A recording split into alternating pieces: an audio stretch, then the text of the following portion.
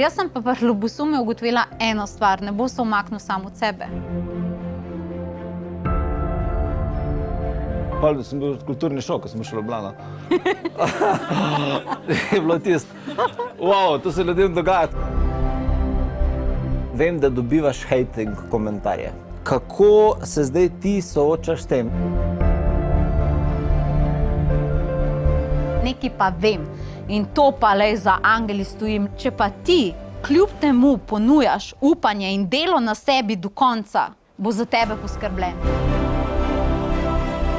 Mi si prav delamo v tej državi zaloge negative. Kako si jaz želim, da obstajala neka Kristi, takrat, ko sem jaz bila taka, da bi meni to povedal.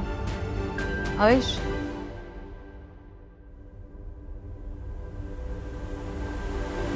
Rabite prijateljico Matejo, veverico in popizdit rabite. Pa kopel z Rafaelom. Vidim, kje ti je fokus.